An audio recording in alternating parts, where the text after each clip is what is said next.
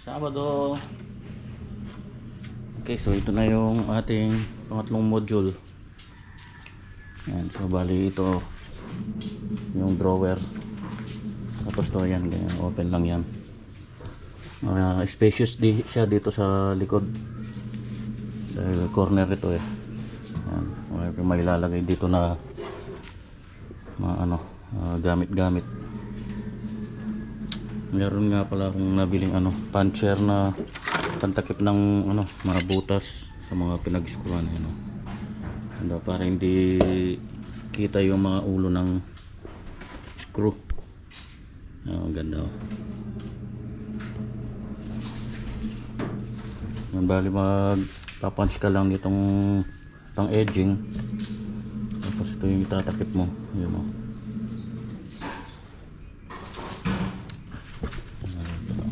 Para ka lang conductor sa bus.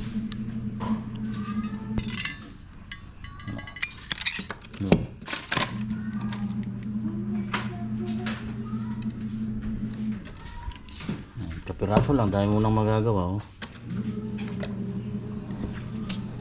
Okay, punta muna natin yung tropa sa kabila. Yun oh.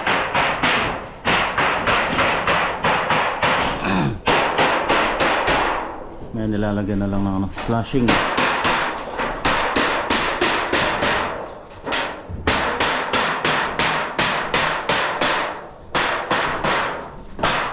Ayan, may saka na pala eh. Tabasin na lang dito yung mga lumabis. Tatabas ito para diretso.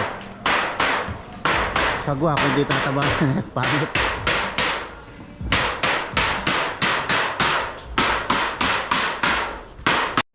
Oh. Pwede na.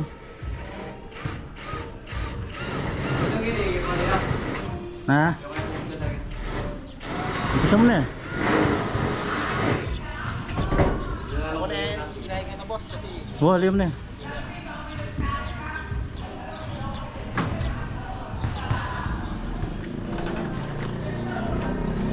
Pinapatakip ko yung mga butas.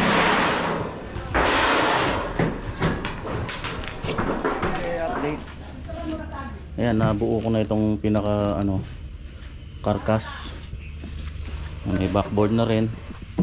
Tapos ito yung mga drawer. Ayan, nilalagyan ko lang muna ng banding, edging. Binaband ko muna. Ayan, napatuyo ko lang ng konti. So yung dalawa parehas ng sukat yun. Tapos yung pinakataas ito yung kanyang utensil tray. So pag ganito sana, kaso alanganin eh. Ayan o, mas malaki to. So gaganito ko na lang o pwede naman. Ayan o.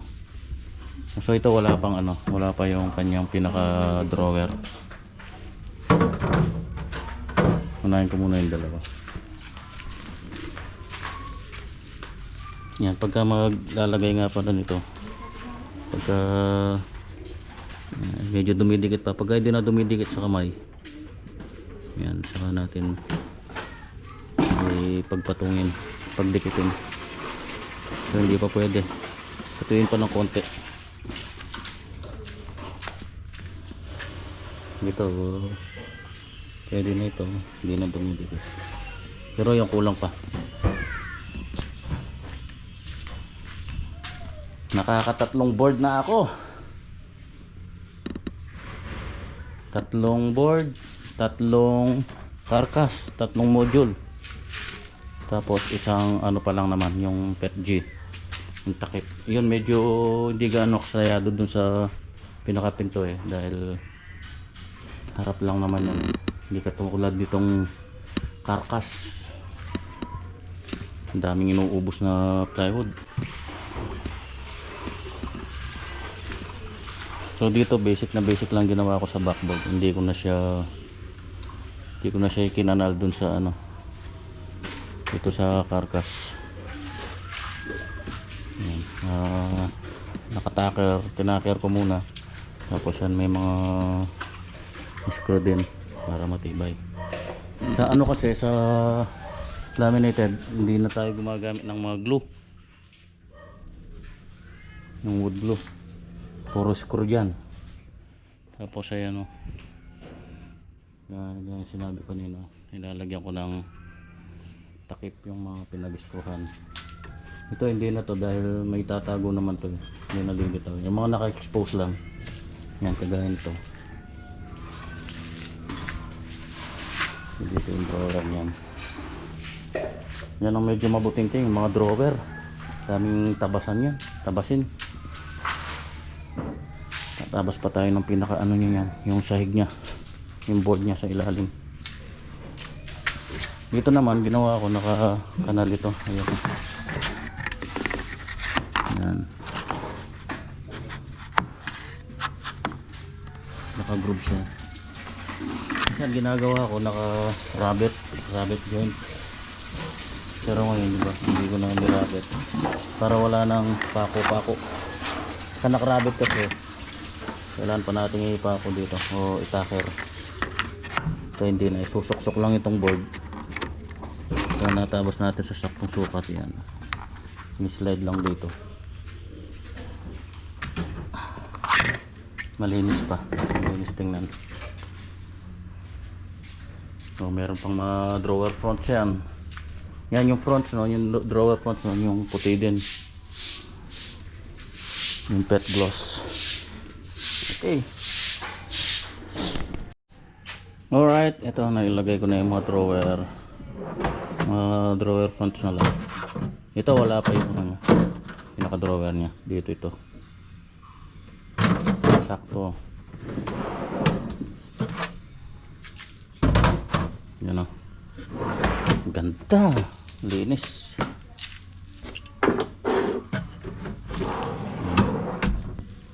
Soft close.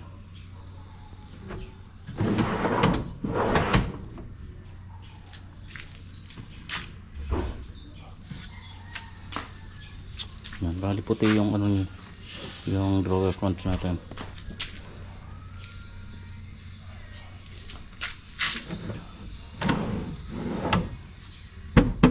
Ganda ng board natin, linis. Okay, ito muna yung gawin ko. Okay, sulitin muna natin yung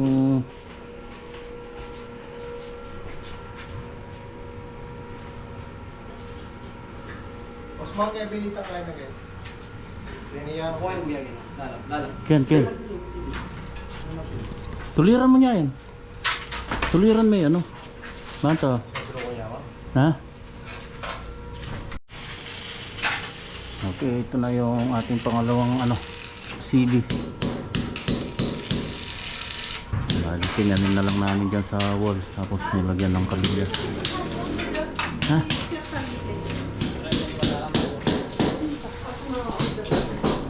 Luluto ng spaghetti si Black Ninja dito. Ano? May pa spaghetti. Birthday ni Marvin bukas.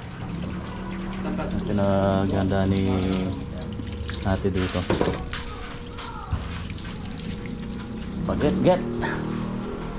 Spaghetti get pataas. Transfer na naman yung ano na yon, ilaw.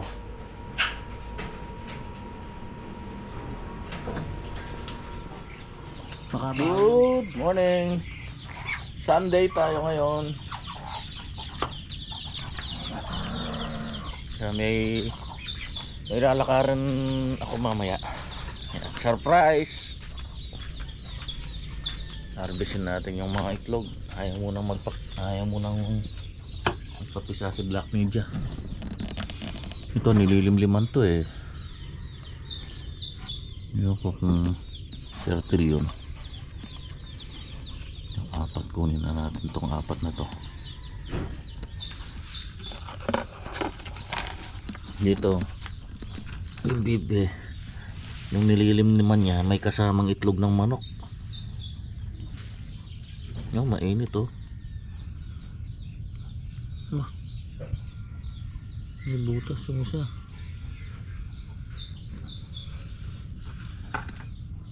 Lima yung itlog ng manok. Yan o. 2, 4, 6, 8 lang yung sa bibe.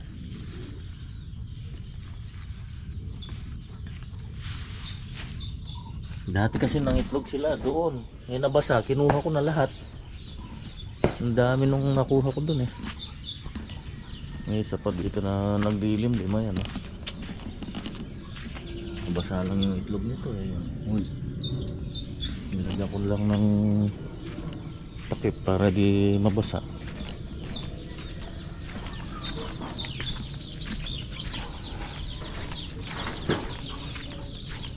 Yung dun sa ano, kunin natin dito sa kulungan ng aso dati. Ilan na kaya yun dito? 8 nung nakaraang tingnan ko to, 8.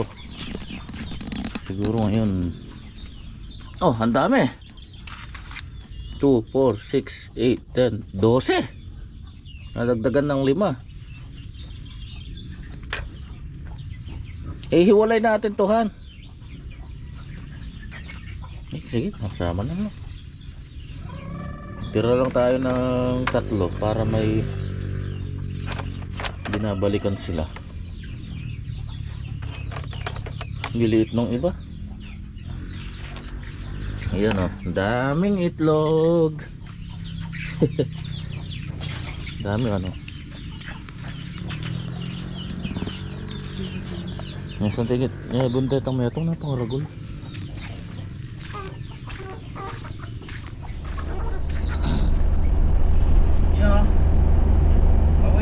Galing kaming Lubao.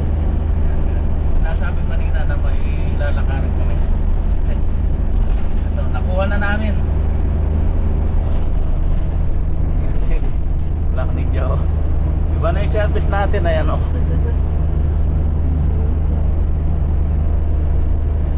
Yung pangarap na nagpad. Ito second hand lang na L300 FB exit. May ano na tayo, may pangkarga na tayo sa ating mga materialis na bibili no, kaya yung ating mga tools, tao natin yan. Maluwag na yung sasakyan natin sa future project natin.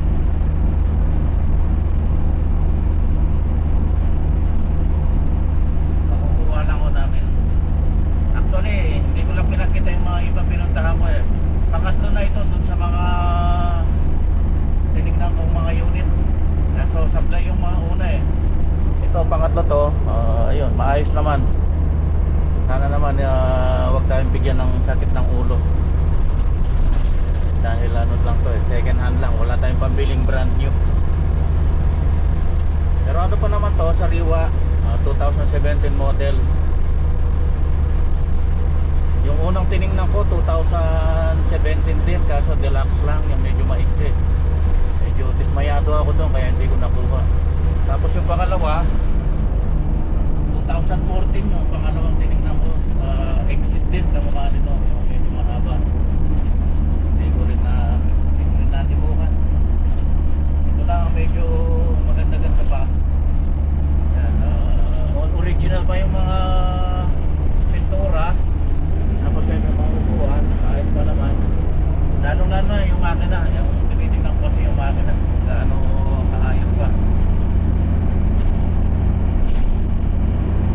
Ayan, overall, kaayos yung unit.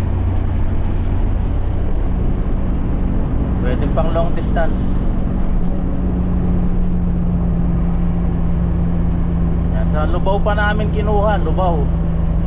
Medyo malayo-layo din, nasa 1 oras din ang biyahe.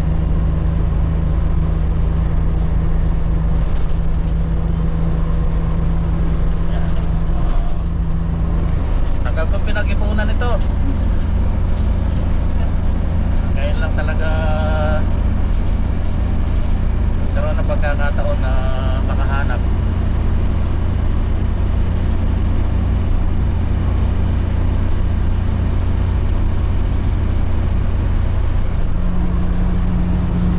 Matinig pa naman yung makina natin na yun.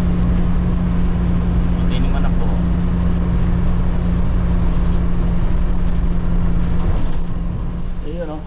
maulang araw sa ating lahat. Lunes. Ito na yung nagkagana pa na yan. Tapos ko na itong isang module na naman. Ready for delivery na. Dito ko na rin kinasay yung kanyang pinto para isalpak na lang doon. Ito may flint foot na rin. Ito pala yung sa harapan naka-offset yan ng bali dalawang plywood, dalawang 3/4 yan. Kasi dito yung ating dito yung tito natin, pinaka baseboard nya. Yan. Hindi siya nakapantay dito. Inatras ko ng isang isang plywood pa. Yan. Dito yan. Ito yung pinaka bracket niya. Dito. Dali ito. Halimbawa ito yung board. I-screw lang yan. Tapos nalagay lang dito. Yan, nakaganyan. Yan, naka-clip lang yan dyan. Yan. Tapos ay kung gusto mong silikon, sisilikon lang yung ilalim. Yan, deliver na namin. Nandito na si Calvo. Nagatid lang ng yero doon. Kumuha ng yero dito eh. Sakay na namin. Wala nang sapin. Tanggalin muna natin itong flint foot para baka bumanggal.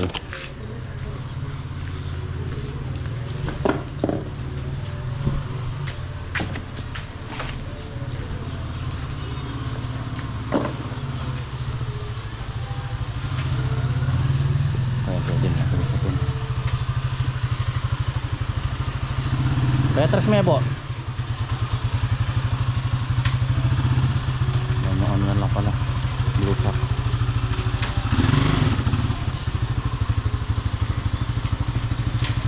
Hindi mabasa.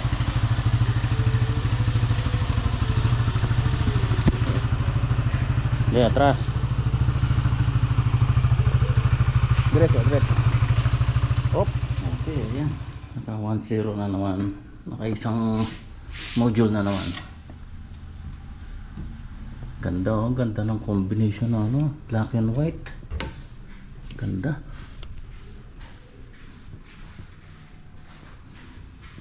Isang module na lang. Ito na lang. Pero may may kulang pa yan. Ito yung lalagay pa natin ng pillar dito para matakpan to. Tapos yung baseboard. Ito meron din to. Okay, isang module pa, tapos na yung ilalim. Tapos ito na naman mga hangin. Ito matrabaho din to kasi may to. May LED to sa ilalim, yung profile. May aluminum profile to na nakabaon dun sa mga module. May ilaw siya. Tapos yung sa mga taas, simple na lang yun.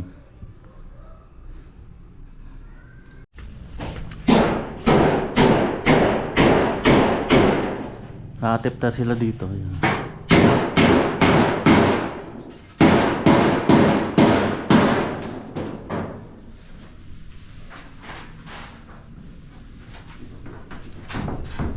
Bo, karga mo po ating kaya na. Yun dilim. Dumilim na. Ay! Oo, kalakalali. Yeah.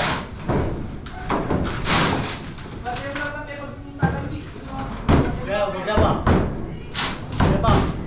Yeah. Hop.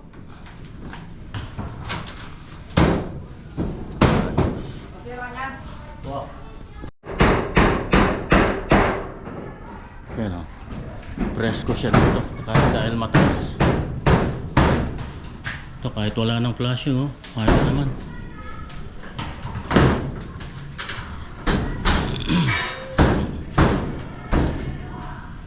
Tumaas siya ng 30 cm. Yan, Bukas plastering. Plastering. Kahit umulan, pwede.